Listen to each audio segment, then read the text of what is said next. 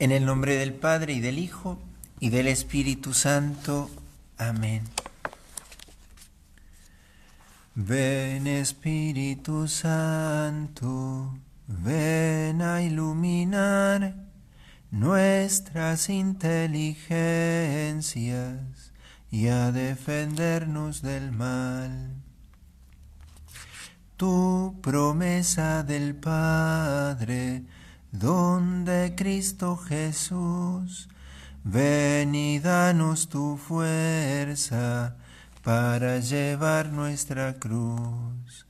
Ven Espíritu Santo, ven a iluminar nuestras inteligencias y a defendernos del mal. Tu llamado, nuestro consolador, ven y habita en nosotros por la fe y por el amor. Ven Espíritu Santo, ven a iluminar nuestras inteligencias y a defendernos del mal. Inmaculado Corazón de María, sé la salvación del alma mía. Gloriosa Santa Elena, ruega por nosotros. En el nombre del Padre, y del Hijo, y del Espíritu Santo. Amén.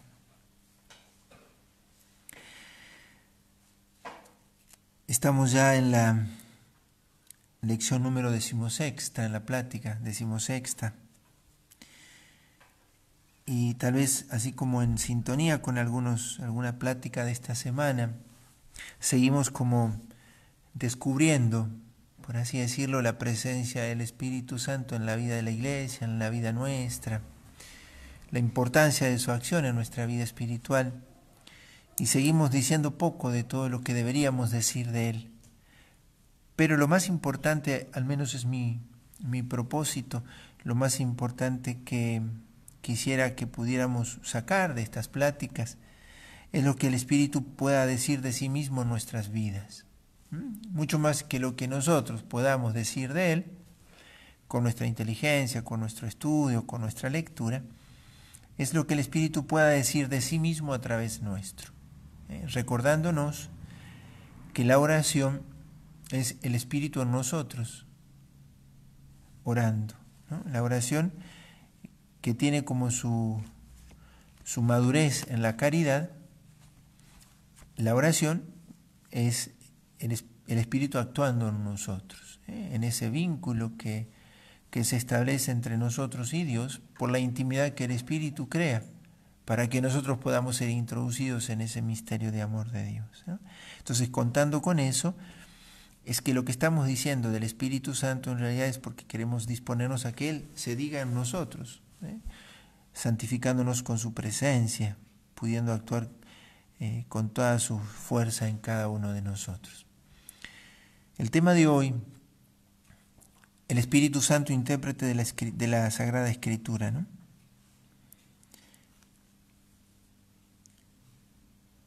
El Espíritu Santo, intérprete de la Sagrada Escritura.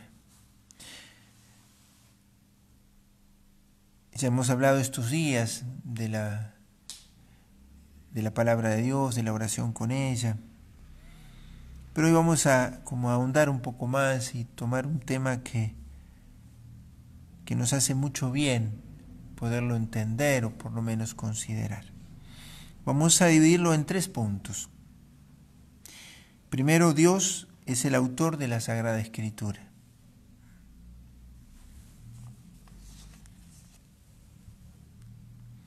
Segundo, el sentido de la Escritura.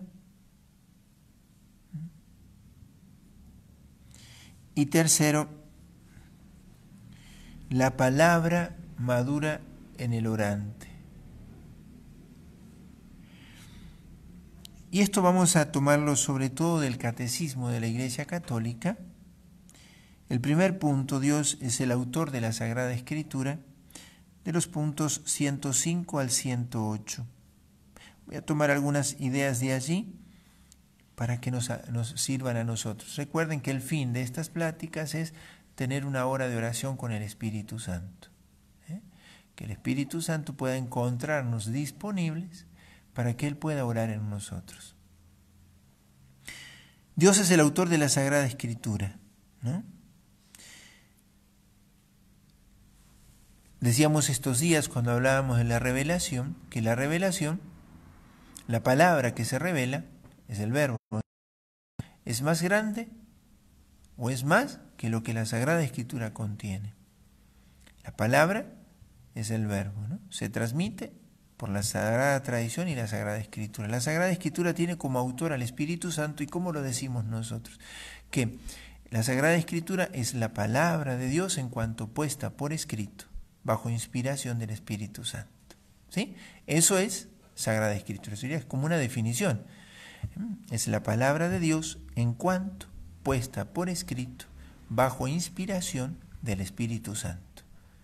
No basta con decir que lo escribió un apóstol, un autor antiguo, sino que tiene que estar inspirado por el Espíritu Santo y él ser el autor. En este sentido, no es el que la escribe, sino el que inspira al autor sagrado para que eso quede consignado por escrito.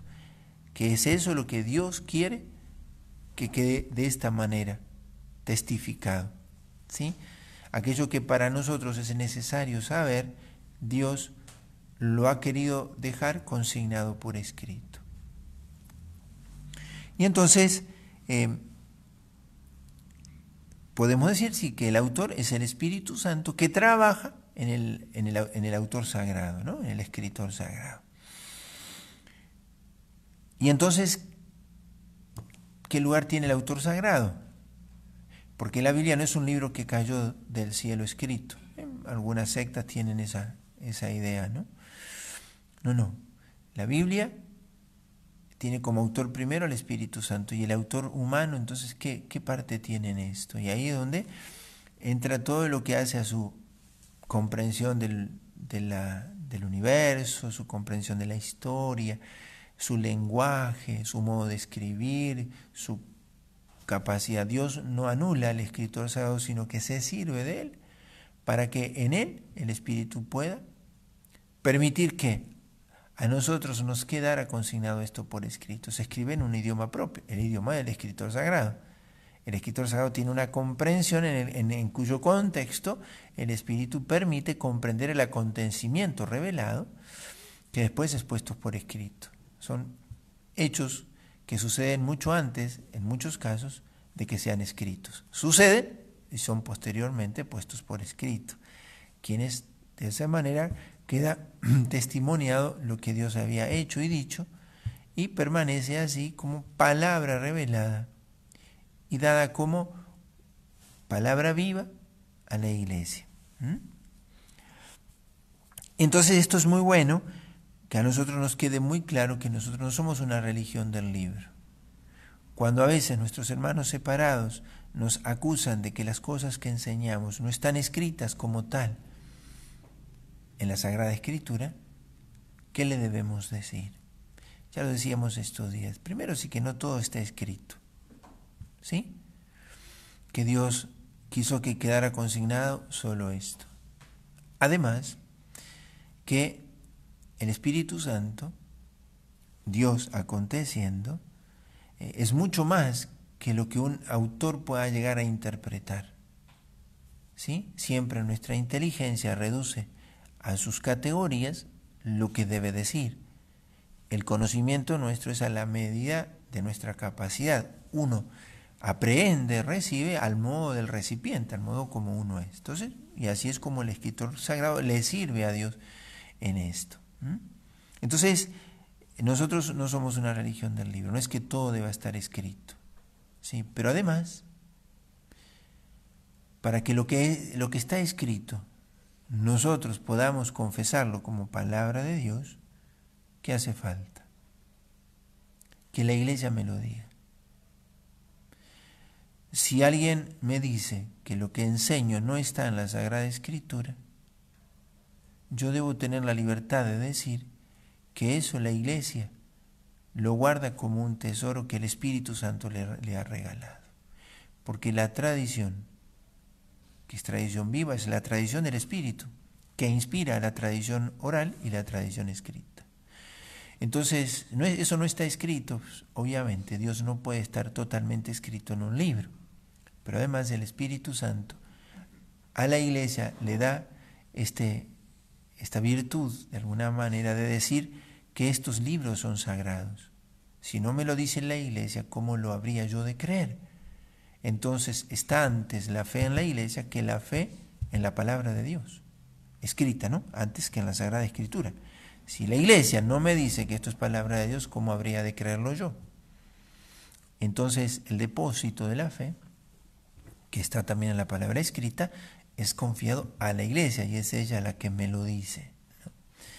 Bueno, esto es muy importante también para que nosotros lo podamos vivir así con serenidad cuando los evangélicos sobre todo nos digan, pero lo que vos enseñás no está todo escrito. Bueno, encerrarlo a Dios en un libro de 20 por 15 y entonces lo estarás reduciendo a Dios a tu medida. Pero además la Iglesia conserva la palabra y no toda ella está escrita, ¿sí? Y la Iglesia me dice que esta palabra escrita es palabra de Dios, pero la palabra de Dios es más grande que la sola Escritura. Espero con esto ser claro, ¿no es cierto? El autor de la Sagrada Escritura, ¿sí? Y la que me dice que la Sagrada Escritura es palabra de Dios es la Iglesia. El sentido de la Escritura. Aquí viene un tema que en nuestra vida espiritual presenta no pocas veces dificultades. Cuando digo, yo no entiendo la palabra de Dios, leo la Biblia y no la entiendo. ¿Cómo interpretar o cómo saber que lo que yo interpreto o entiendo es lo que Dios quiere decir y no algo que se me ocurrió a mí? De hecho, que quienes refutan muchas de nuestras enseñanzas, sobre todo los evangélicos, usan la misma palabra de Dios. Entonces, ¿qué? Interpretamos distinto. ¿Cómo es esto? Si la palabra de Dios dice esto, ¿cómo hay que interpretarla? Para que lo que yo interprete sea en verdad lo que se quiere decir y no lo que a mí se me antojó. Y aquí también vamos a valernos del catecismo, en los números 109 al 114, y después vamos a tomar del 115 al 119. ¿Cuál es el sentido de la Sagrada Escritura? Y nosotros decimos, el sentido de la Sagrada Escritura, ¿qué es lo que quieren decir? Lo que el Espíritu inspiró en el autor sagrado. Entonces hay que descubrir la intención del autor sagrado. Y eso implica entender su contexto, su cultura, el género literario que usa para relatar lo que está relatando. Yo les pongo un ejemplo, el relato de la creación. El autor sagrado no fue testigo ni visual ni audible de lo que sucedía allí. El Señor lo inspira. ¿En qué año fue escrito el libro el relato de la creación? Año 500 a.C. más o menos. Para que ustedes se hagan una idea, Abraham existió en el año 1800 a.C. Y de ahí para atrás, ¿cuántos miles de años pasaron desde la creación? Cuando Dios inspira al autor sagrado para que ponga por escrito esto, ¿de qué se sirve? De lo que el autor sagrado tenía como comprensión también de alguna manera. Era un judío que tenía la comprensión judía de la historia y del mundo. Nadie fue testigo visual de aquello, nadie fue testigo presencial de aquello. Entonces Dios revela las verdades que necesitamos saber. El hombre podría llegar a confesar con su razón que el mundo fue creado. Podría. Es una verdad que no es contraria a la razón. La razón podría llegar a decir que algo exista y que no exista por sí mismo, necesita que otro lo haya dado a la existencia. ¿Sí? Ninguno de nosotros existe por sí, sino que existe por otro que le precedió. Y entonces, si todas las cosas necesitan existir por otro, tiene que haber habido un momento en que alguien que no fue iniciado por alguien haya iniciado todo esto, si no, nunca nada hubiera iniciado. Entonces no es tan irracional Es bien racional el concepto de creación, bien comprendido. Pero nunca podríamos haber llegado con la razón a conocer que Dios existía como Padre, Hijo y Espíritu Santo. ¿Sí? Y las verdades que el hombre podía conocer, igualmente Dios las revela. ¿Por qué? Porque era tan difícil que los hombres todos llegáramos a hacer el ejercicio de ese razonamiento, que Dios, las cosas que tal vez eran posibles conocer, como los hombres somos perezosos para el trabajo intelectual, muy tardos, muy lentos, y a veces ni nos importa, Dios lo ha revelado. Ahora, nunca hubiéramos conocido la realidad del mal en su raíz si Dios no hubiera revelado la verdad del pecado original. Entonces, en el relato de la creación, Dios revela verdades. El Espíritu Santo, en el escritor sagrado, inspira estas verdades, que el todo fue hecho de la nada, por la sola palabra de Dios, que todo fue hecho de modo ordenado, que en ese orden el hombre es el centro de la creación, de que el hombre es a imagen y semejanza de Dios, que es hecho varón y mujer en igual dignidad, que Dios los hizo Señor de la creación, que el hombre fue hecho libre, con un señorío sobre sí mismo, porque fue creado en justicia y en santidad, que el pecado entra por la libertad del hombre y por la instigación del demonio. Todas esas verdades son las que relata el escritor sagrado con el ropaje de los 7 días de la creación. ¿El mundo fue creado en 7 días? No, sabemos que no. Pero el orden de 7 días es el que el Espíritu, del que el Espíritu se sirvió, porque el autor sagrado era judío. Y la comprensión del mundo era una comprensión que ellos la vivían como pueblo de Dios, una comprensión litúrgica, celebrativa, en el orden de 7 días. Y todo estaba ordenado al gran sábado, al sábado que es para ellos la memoria de los acontecimientos que a ellos les dieron libertad. El paso de Dios sobre la casa de los judíos en Egipto, librándolos a los primogénitos de ellos, frente a lo que le sucedió a los egipcios, y la liberación de la esclavitud después. Entonces el gran sábado marca, de alguna manera el día sábado marca el centro de la historia, para ellos del tiempo, porque es el gran reposo de Dios. O sea, Dios reposa invitando al hombre a entrar en su reposo. Dios no se cansa. Dios es el destino del hombre. La libertad del pueblo de Israel es Dios. La libertad es una elección, es un vivir en Dios, un elegirlo a Dios, un adorar a Dios. Por eso el pueblo fue liberado, para ser un pueblo que adore a Dios en la montaña santa. Bueno, eso no es el tema de acá, pero yo quiero decirles que cuando el escritor sagrado relata lo de la creación, usa lo que él comprende. Y el Espíritu se sirve de eso. Entonces, ¿el mundo fue creado en 7 días? No.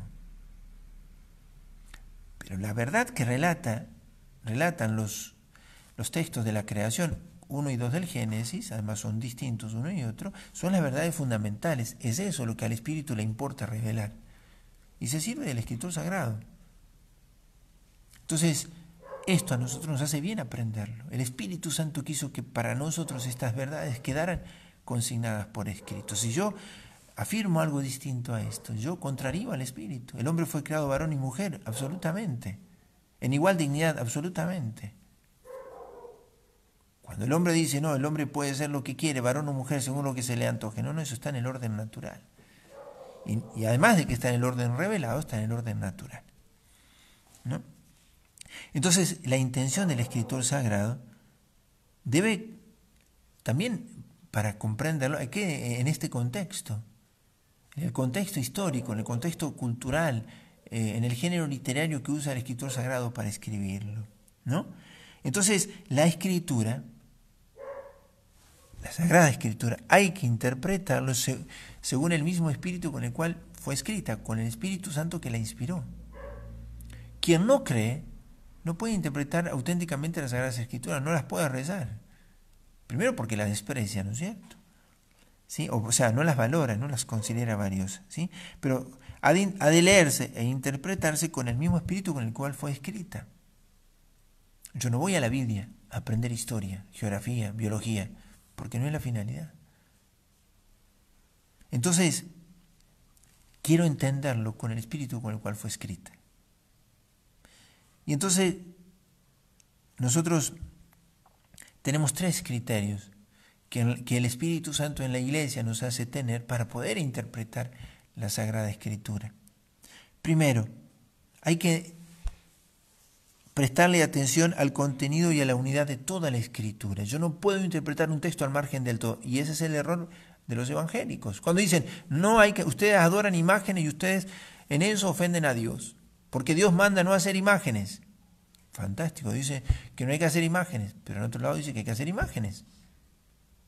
Por ejemplo, ustedes dicen que la Virgen es virgen y tuvo más hijos porque dice ahí que Jesús tuvo hermanos, pero en ningún lado dice que son hijos de María, porque ellos no consideran hermanos. Es un concepto que traducido dice hermanos, pero en el original dice parientes. Incluye a todos los que son de la familia, nunca les llama hermanos de hijos de la Virgen. Les pongo ejemplo para ver cómo. Si yo no miro todo el contenido y la unidad de la Sagrada Escritura, yo extraigo una parte, yo puedo fundamentar, como dice en un momento en un salmo, Dios no existe. Si leo solo esa parte. El demonio engañó a Jesús o quiso engañarlo en el desierto usando la palabra de Dios. Si dice en un lugar, si te tiras de aquí arriba, Dios enviará ángeles y ellos te sostendrán. Sí, muy bien, pero también dice que no hay que tentar a Dios. Otro criterio. Leer la Escritura en la tradición viva de toda la Iglesia. En la tradición viva de toda la Iglesia. ¿Por qué? Porque ¿quién es el que me dice que la Biblia es palabra de Dios? La Iglesia. El Espíritu Santo fue dado a la Iglesia. Juan 20, 23. Jesús sopló sobre los apóstoles. Ya lo hemos hablado, ¿sí? Yo en esto los remito a las lecciones anteriores. El Espíritu Santo es dado a la Iglesia, al cuerpo místico. Es el que lo anima. Y es en ese cuerpo místico en el que debe interpretarse la Escritura. Es la Iglesia la que nos permite comprender el contenido y el sentido de la Escritura. ¿De qué manera? Porque la Sagrada Escritura fue tomada para una celebración litúrgica. Con la Sagrada Escritura los apóstoles y los padres de la Iglesia han ido enseñando, asistidos por el Espíritu Santo. La esposa del Espíritu es la Iglesia. Si nosotros quitamos a la Iglesia del medio, estamos negando la revelación. Porque la revelación es la Iglesia también. Porque Cristo es cabeza de ella. Lo dice San Pablo, capítulo 12 a los Corintios. La Iglesia es cuerpo místico de Cristo. No es como es cuerpo místico, es el pueblo de Dios, dice San Pedro. ¿Sí? Entonces, en la tradición viva de la Iglesia, ¿cómo la Iglesia ha interpretado estos textos? Y entonces ustedes cuando van a la misa, ven cómo la Iglesia aplica los textos de la Sagrada Escritura a veces a algunas solemnidades o algunas fiestas. Aparecen los textos bíblicos en las oraciones, en las antífonas. ¿Cómo lo ha enseñado en su tradición? El Catecismo de la Iglesia Católica, que para nosotros tiene que ser un libro que no puede estar de adorno en casa. Porque aquí está el Espíritu enseñándonos a interpretar la Sagrada Escritura. ¿Por qué? Porque en lo que la Iglesia enseña está el eco de lo que la revelación ha dado en la tradición viva y en la Sagrada Escritura. El magisterio es el eco de la revelación. Va resonando a lo largo de la historia el acontecimiento de la revelación que la Iglesia en su magisterio, aquí y ahora, tomándolo de la tradición y de la Sagrada Escritura, me lo sirve hoy como alimento. Por eso la Sagrada Escritura, y recuérdenlo siempre, está más en el corazón de la Iglesia que en la Biblia. Y suena duro, ¿no? Pero aquellos que nunca yo pienso en mis abuelos, que sabían leer poco y nada. O aquellos que no saben leer. ¿Cómo se sirven de la Sagrada Escritura si no saben leer? Porque se los sirve su mamá la Iglesia, que la tiene en su corazón. Cuán importante es que nosotros comprendamos esto. ¿Cómo nosotros vamos a ignorar las Sagradas Escrituras si es el alimento del corazón de mi madre? Si de algo me da de mamar la Iglesia, es la palabra de Dios. Y se lo da al que no sabe leer. Y tienes que saber leer para conocer las Sagradas Escrituras, ¿no? Tienes que leerlas, ¿no? Vive de la iglesia te lo sirve. ¿Sí? Espero explicarme con esto, no me pueden hacer preguntas, pero bueno, si las quieren hacer, me escriben. Y tercer punto, tercer criterio para interpretar la Escritura según el espíritu con el cual fue escrito, estar atento a la analogía de la fe. Yo no puedo interpretar algo si no lo miro desde la relación que tiene una verdad con otra. Si yo les pregunto a ustedes, ¿Dios castiga? Ustedes van a decir, no sé qué van a decir porque no los puedo escuchar, ¿no es cierto? Pero bueno, algunos van a decir sí y otros van a decir no. Bueno, voy a responder a los que dicen que no, que en la Biblia dice que Dios castiga, ¿no es cierto? Eso está muy claro. Y los que me dicen que sí, yo les digo, explíquenme qué me quieren decir. Ahí viene el detalle, ¿no es cierto? Bueno, Dios castiga, tenemos que decir que sí. El tema es cómo castiga a Dios, y ahí viene el problema. ¿Sí?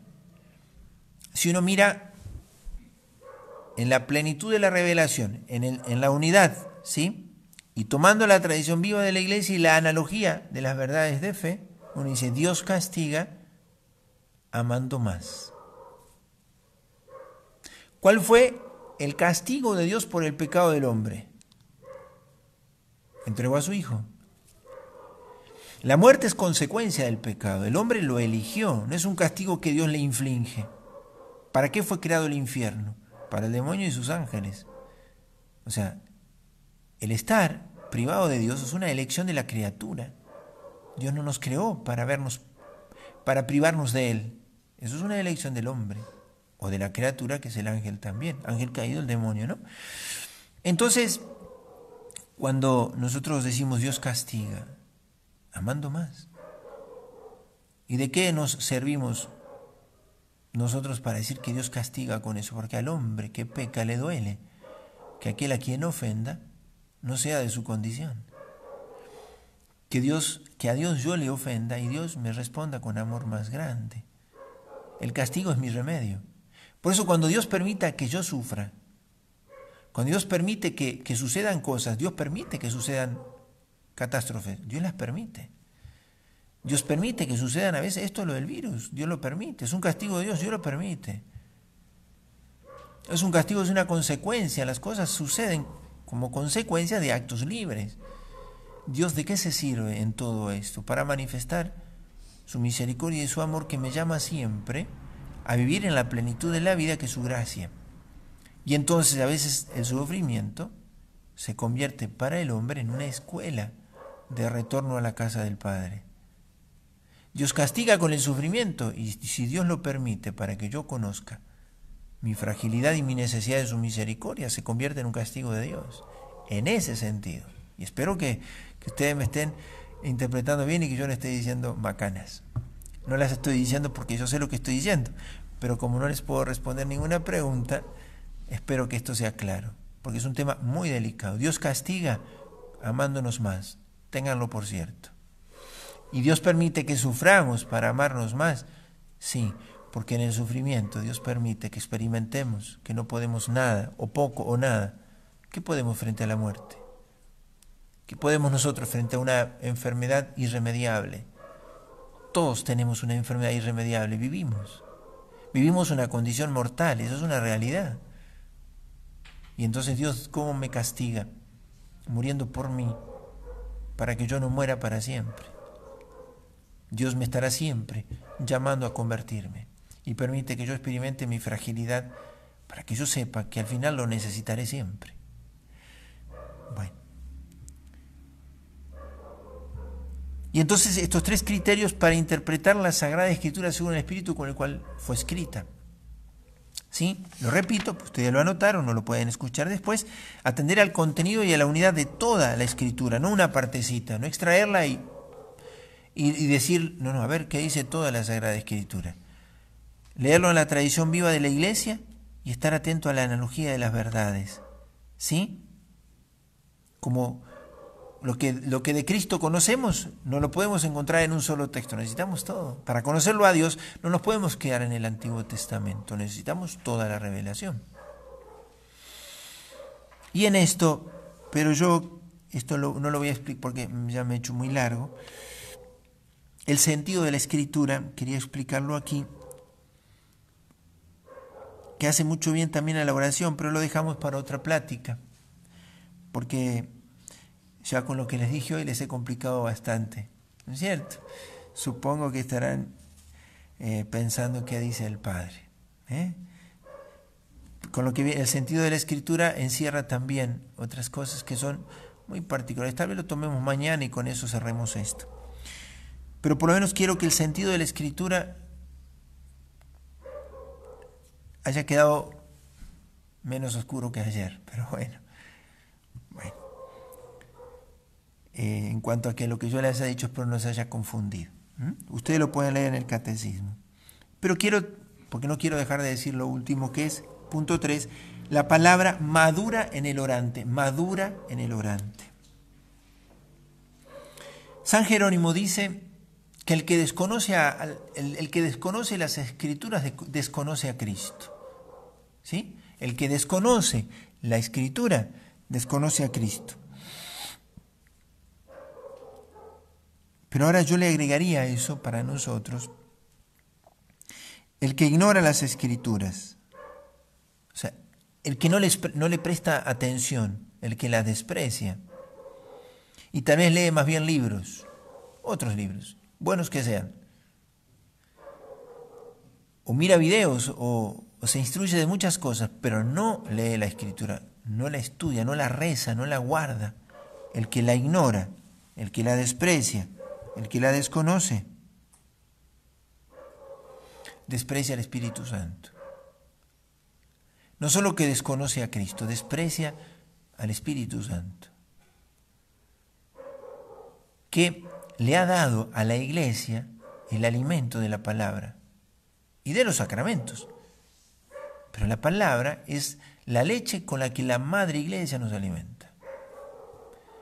Tomen esa imagen si les sirve. Más está en el corazón de la Iglesia que en el mismo libro.